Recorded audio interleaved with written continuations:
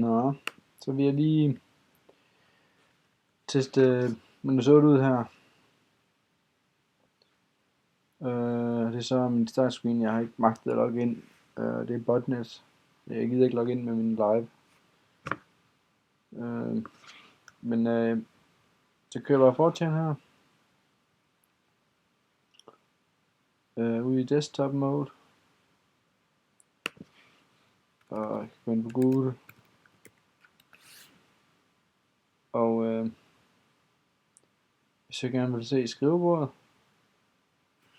så var det jo hernede i Windows 7, men nu kommer der så sådan et eller andet heroppe her. Men de har fjernet den her hernede, tror jeg. Nej, den er sgu slet ikke der. Så hvis jeg er herude, de skal dernede, det samme. Hvis jeg så gerne vil lukke her, og så vil jeg gerne vil starte et andet program op, så er startbaren væk. Så ligesom hvis jeg bevæger musen ned her, så kommer, man må ikke bevæge den for langt væk. Det er sådan, lige når den når ned i hjørnet, så kommer den. Og du så tager den lidt op, så forsvinder den igen. Der kunne den måske godt, hvorfor de ikke gjorde sådan, at den fader ind, sådan, ligesom det gør der. Hvorfor går den bare væk? Jeg skal se, hvor meget det fylder. 200 fucking megabyte.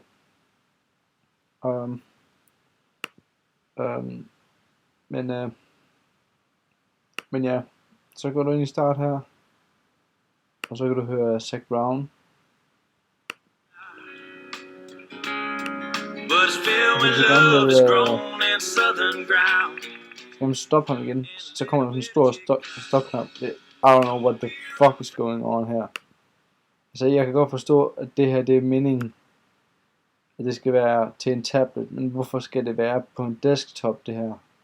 Det giver ingen mening.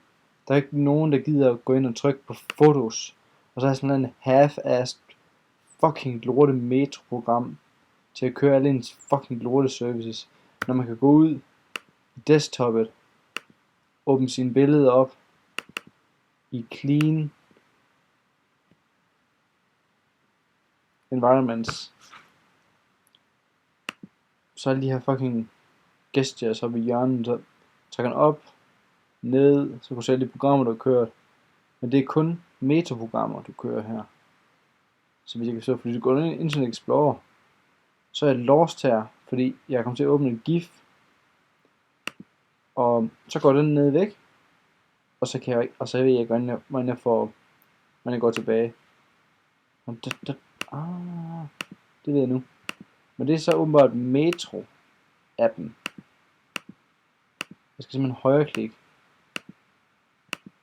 Men hvis jeg er ude og surfer et eller andet, og så er der et eller andet sted, hvor at man kan højreklikke på noget, og aktivere et eller andet JavaScript, så virker det ikke. Det var det dumme ting. Nå. Så jeg kan i hvert fald sige, det her det bliver det nye Vista. Det er virkelig skørt. Hvem går ind og trykker på en fucking weather app? Hvem gør det? Og venter. Ja. Og venter på det her. Og så får jeg et eller andet Yahoo-pis frem. Sikkert. Ja. 54 grader. Man ikke fattet, at det er i Danmark, hvor vi bruger Celsius eller hvad. Fuck alt det lort her.